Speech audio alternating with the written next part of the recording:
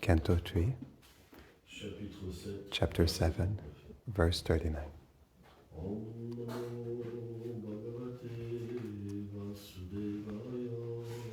Om Namo Bhagavate Vasudevaya.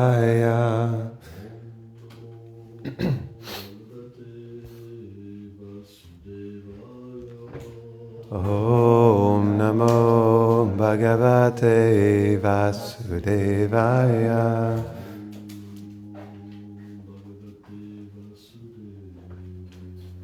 Om Namo Bhagavate Vasudevaya.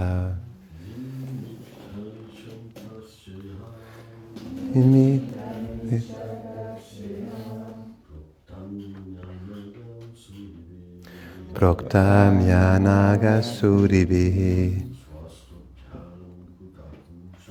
Svato Gyanam Kuta Pumsham Bhaktir Vairagame Vava. Translation. Speak to me about the means to acquire this knowledge that the sages explained. Can a man acquire spiritual wisdom out of his own effort, or is it that without the blessing of a spiritual master that he cannot obtain it? True spiritual knowledge that speaks about the relationship that connects eternally the soul to the Lord is obtained only through the association of pure devotees. Perfect knowledge can only be acquired by a person which is conditioned by material existence. Cannot be acquired, which implies that this verse indicates that without receiving the knowledge from a self-realized soul, a spiritual master, pure knowledge cannot be obtained.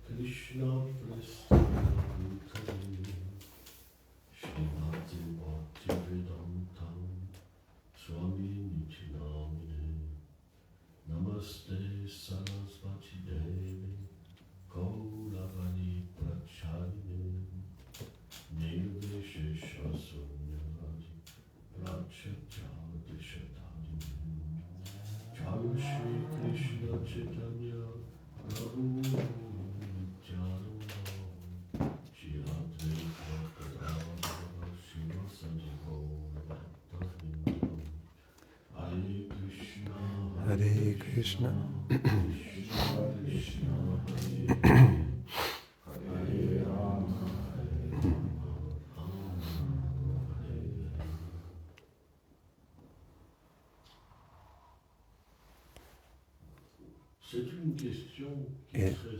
It is a question that is really important because most spiritualists who are not connected to a disciplic succession think that on their own they can receive the absolute truth because this knowledge is within themselves.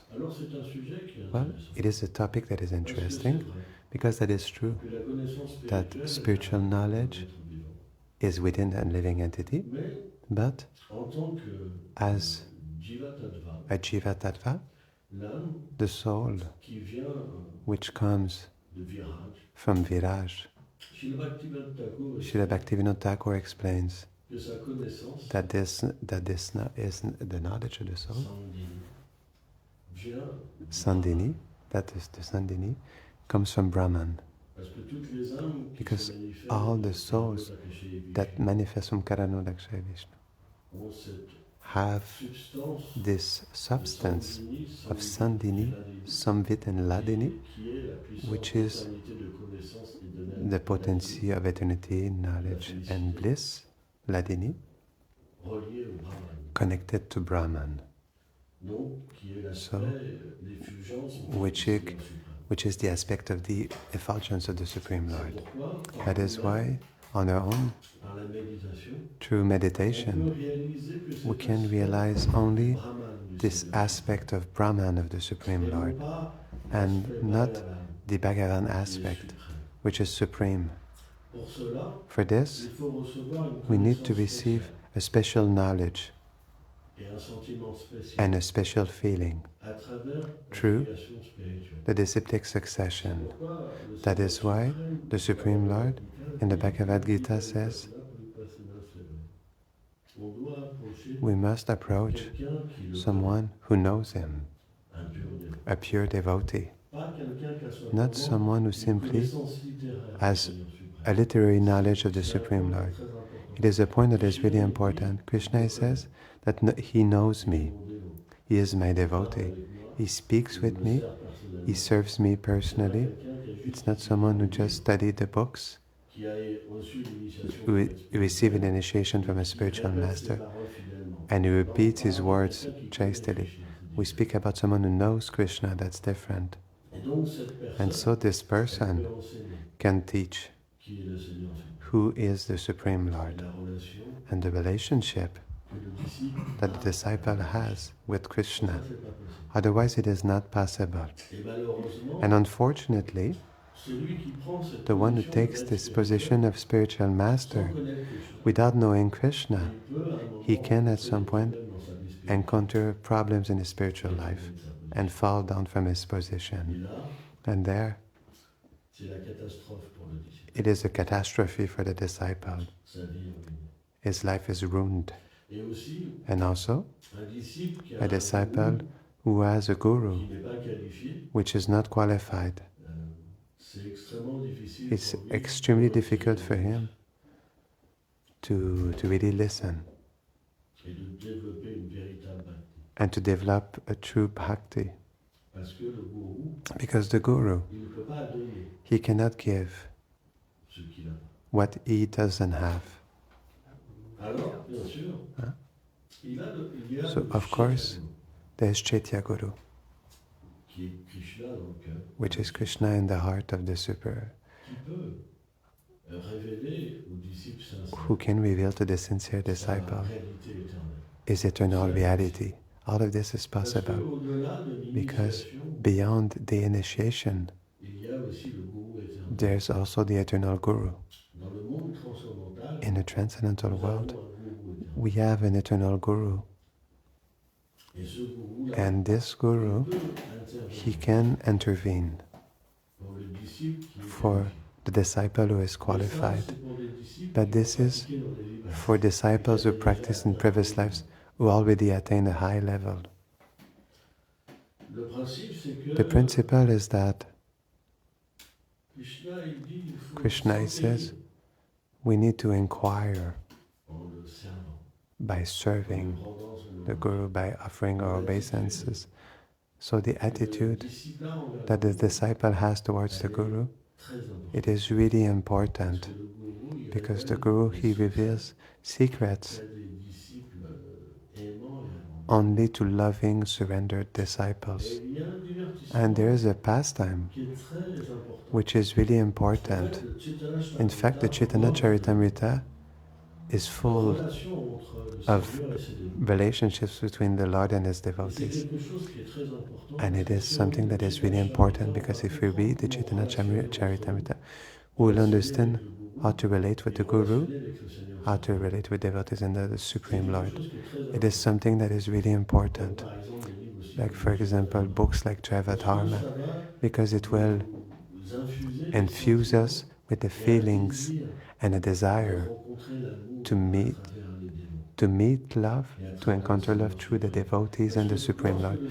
Because when the Lord comes, yada yada hi dharmasya, when He comes as Chaitanya Mahaprabhu, He comes with His associates, with His abode. And these relationships are special. And for us it's really important, because since we are not perfect, our relationships are not perfect, and we suffer from it at all levels. And to truly change ourselves and also to receive this love which will counter this pain, this dissatisfaction in between devotees who are immature. It will allow us to develop the necessary humility, tolerance, and respect. It is really important, and to understand that yes, there is this eternal world, this eternal Krishna consciousness, this eternal Sankirtan movement, this mercy that the Lord wants to give to all souls. Because we must understand that the Lord is extremely merciful. When He comes as Mahaprabhu, in fact, it puts this feeling of Radharani, which gives this the highest mercy, which is Braja Prem, the feelings in Braj. And when Mahaprabhu comes, he doesn't make any discriminations in between the living entities. When he is Krishna, it is not the case. He gives and fulfills the material desires. He gives sometimes liberation, but never prem. Yes, of course, prem, but never Braja Prem. Never. Never. That is why he comes back as Mahaprabhu, to be so much more merciful. And for this, he needs to be dominated by this feeling of Radharani. Well, of course, in the conception of rasa, Radha and Krishna are one personality. And especially there's a pastime where Radharani, she says, how do you love me? When you come to, how do you love me when you come to Boma Vrindavan? How do you love me? Well, I'm crazy with you. I'm mad with you. And she says, but why, if you're mad with me, why do you let me marry another one? In fact, the reality is that Radha and Krishna cannot be married because they are one same person. They are not two persons. For two persons to get married, they need to be distinct. And since they are one only person, they cannot be married. This is the secret why Radha and Krishna are not married. This is a way of explaining. We know also that that in other regions of Braj they are also married. But in this state of mind, in fact, Radha and Krishna, they cannot be married since they are one person. And the Pramasamput of Srila Vishwanath Chakravarti Thakur explains this. When Krishna disguises himself in a Devi and he tests the love of Radharani by criticizing himself, Radharani says, no, we're one same entity. It's like a bulb with two lotuses, one blue and one yellow. And then Krishna, he tests Radharani and he tells her, if you're one, then you can know where is Krishna and you can make him come. And then at that point Krishna, he manifests himself.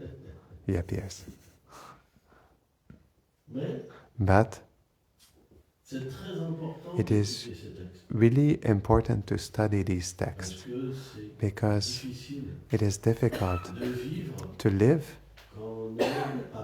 when we're not perfect with people who are imperfect, because we suffer. We speak about love, but we don't live love. It's the greatest suffering. And also, when we serve the Supreme Lord, we are naturally influenced by goodness, and in goodness we suffer because we understand that we suffer. In ignorance we don't understand. So, one day, the devotees of Bengal, every year they went to see the Lord in Jagannath Puri. In fact, it was the desire of Sachimata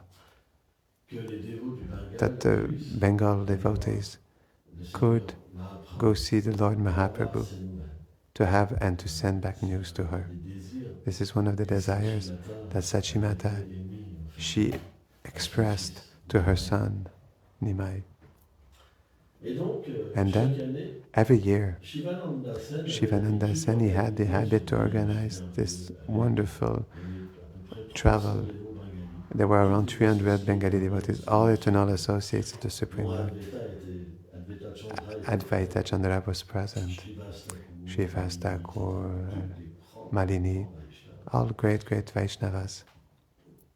And then Shivananda Sen, he had as a role in each toll, each time they were crossing a state, there was a toll.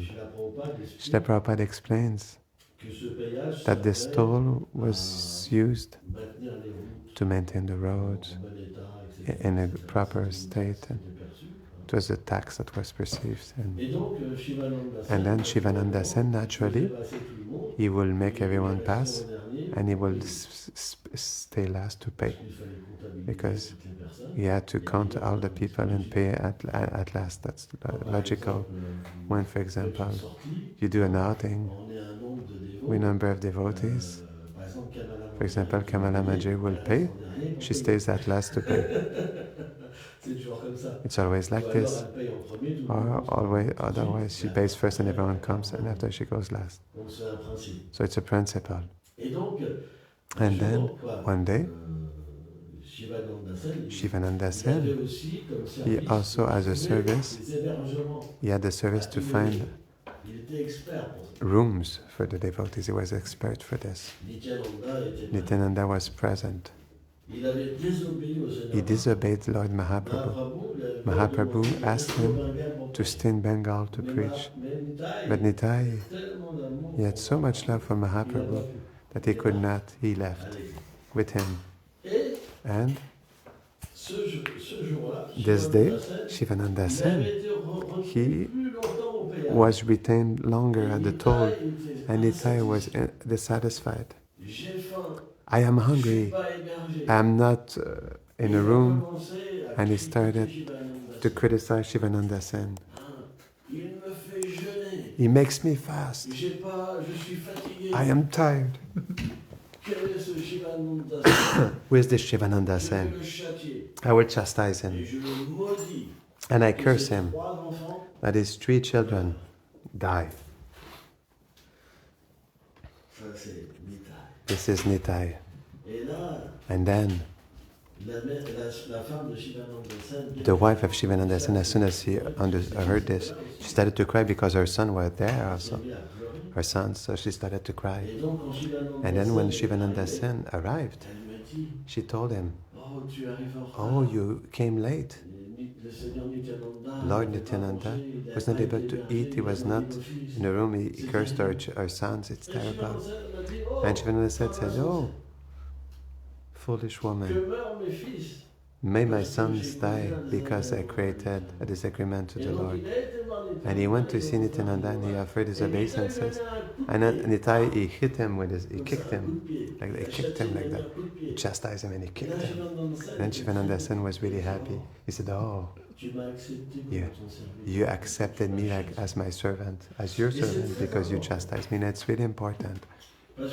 Because in fact, when the Guru chastises, it's that he accepts the person like his disciple. That's what we must understand in this pastime. When the Guru does not chastise anymore, that means there's no more mercy. And then he said to Nitai, he said, "Even Brahma doesn't have the dust of your feet. I'm so fortunate because you kicked me, you chastised me, I have obtained everything. Pleasure."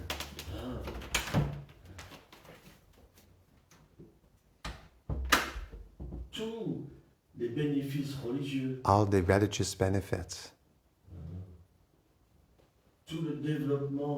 all the economic development, liberation, and even bhakti. Of course, bhakti. Because in this way, I have obtained everything, the highest goal. I became so fortunate, so blessed. And then Nitai was really happy. And he embraced them, in fact. So, Krishnadas Kaviraj Goswami explains that Nityananda is very difficult to understand. Really difficult. Because someone ordinary, he would say, he is merciful, the Lord is merciful, he kicks, and he says, may your children die. An ordinary being, he will just escape, he will flee, thinking that Nitai is just an ordinary being. But in fact, Nityananda is the original son Karshan, who takes all forms to serve Krishna. Without Sankarshan, Krishna, he doesn't have shoes, he doesn't have clothes, he has nothing. He doesn't have associates, because in fact Balaram, he manifests all the masculine associates of Krishna. He manifests his abode, his throne, everything. Nitai is the origin of all avatars. But of course Krishna is the origin of Balaram. Balaram is Nityananda. That is why it is difficult to understand. Because Nitai, he manifests his mood in a way that is astonishing. But Shivananda Sen, he could understand that Nitai was merciful. However, a nephew of Shivananda Sen, from the side of his wife, Shrikanta, he did not perceive this way, the things the same way. What was he thinking? He was saying Shivananda Sen, he organizes all the transport, the food, the rooms, is so dear to Mahaprabhu. And Nitai, he kicks him, he considers him to be a superior. Himself, he left. And he left to meet Mahaprabhu through a separate route. And when he met Mahaprabhu, he was completely confused. He was still in his pilgrimage garments. And in the temple, we cannot meet the Lord with the pilgrimage clothes. We must make clean ourselves with the clean garments. It is explained it is an offense. So, Swarup Damodar, when he saw this, he approached Shrikanta. But Mahaprabhu said, don't disturb him, because he comes with a disturbed mind. And so Mahaprabhu, when he said this, he revealed to Shrikanta that he understood his problem. And so Mahaprabhu, he said then, what are the news of the devotees? And then he spoke for everybody, but he didn't speak about the event. So the Lord is merciful. When all the devotees arrived, still the Lord was in such intense emotions. Every night he was crying in the feeling of Radharani. And Swarup Damodar and Ranamanandarai, they recited verses from different texts, from different poets, to appease the suffering of Chaitanya Mahaprabhu and his separation. But when his devotees arrived, Mahaprabhu felt great happiness. And he said, in fact, that the devotees were like, they were like sweetness. They were filling everyone with happiness. When they were in their company, they were overjoyed. So they stayed a moment with Mahaprabhu, and Mahaprabhu, he asked them to leave. But the devotees said, but how do you want us to leave? You're so beautiful. Your sweetness is so, and your words are so, they forbid us from separating from you. It's not possible to go away. It took them 6 days to leave Mahaprabhu. 6 days. Just to say goodbye. But finally, Mahaprabhu asked them to come back, to give news to his mother. And a famous devotee, which was sent to Bengal, was Jagadananda. In fact, Jagadananda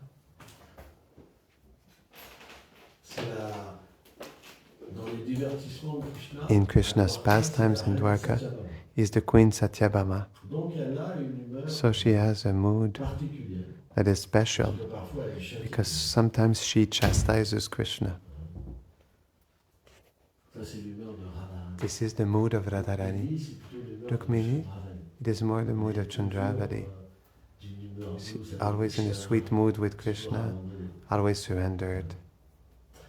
And so Jagadananda, the Bengali devotees, they worshipped Jagadananda because he was associated with Mahaprabhu and Jagannath. When he came, he will come to speak with Sachimata because Mahaprabhu asked directly to Jagadananda to give news of her son to Sachimata.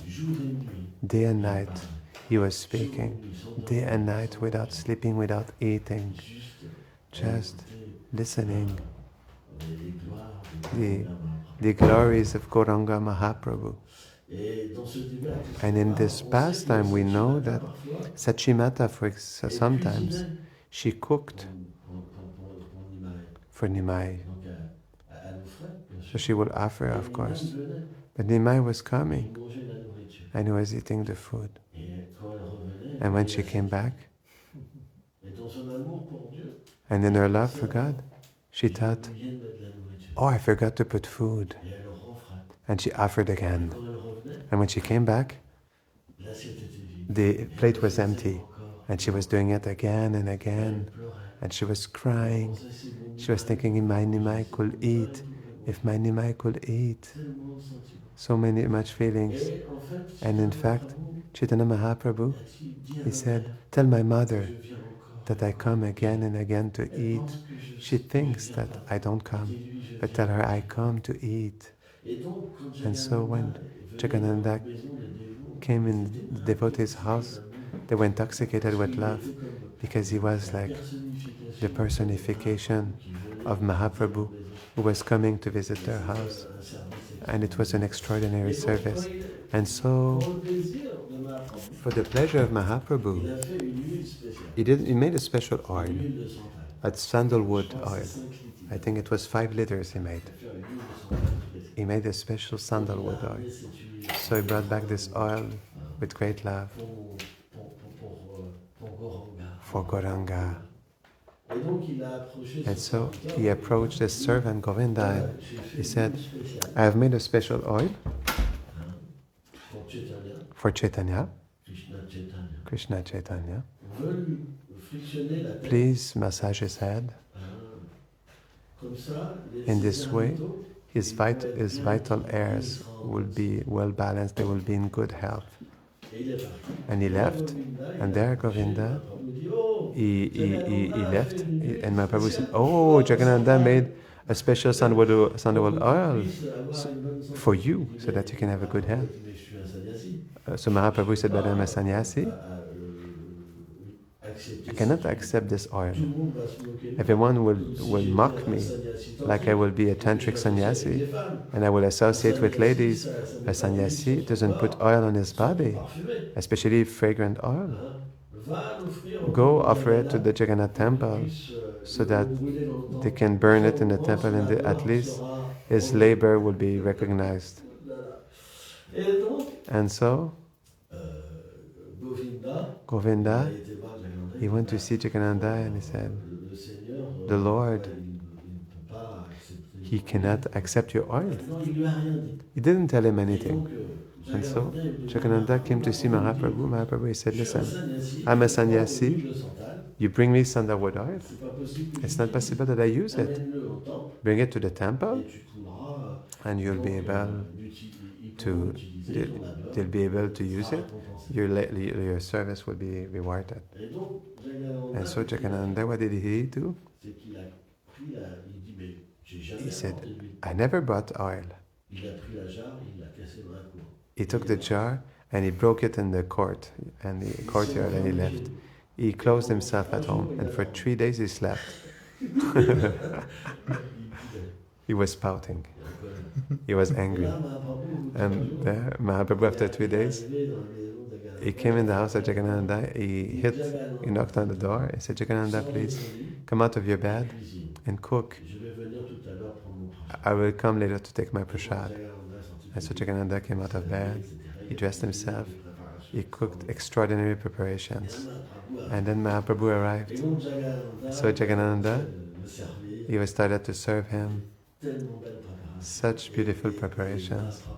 And Mahaprabhu, he was eating, he was saying, oh, even when you're angry,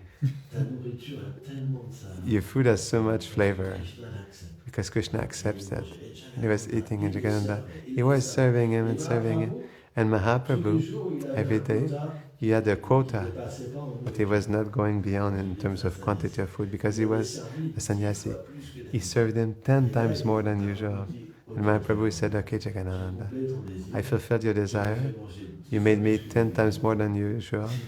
Please now stop. He says, no, I want to see you eat. Because in fact, Chaitanya Mahaprabhu, he wanted to be certain that his mood will change, Jagadananda's mood. So for that he wanted to see him eat. Because he didn't eat for 3 days. And so, he said, first of all I will serve the devotees with the remnants, and after I will eat. So Mahaprabhu, he left, he said to Govinda, make yourself certain that he eats. But when Govinda arrived, Jagadananda, he made Govinda eat. So he went back to see Mahaprabhu, and Mahaprabhu said, go and make sure, verify that he ate, because Mahaprabhu couldn't continue without this. So once he saw that Jagadananda ate, he came back to see, Govinda came back to see Chaitanya Mahaprabhu and told him, now he sleeps. And Mahaprabhu, he rested, I didn't want to rest before that. So these exchanges, for us, it's so much important. It is a balm for us, because we are in a world of suffering. We are in a world of misunderstanding, of disharmony. We're not able to find happiness in exchanges. And it is really important to read all these leelas. It is so much important. So, to resume, this knowledge, it brings joy. But also, it reveals the Supreme Lord and the relationship that we have with Him. But we have to receive it from a self-realized soul. This is what this verse reveals. Thank you.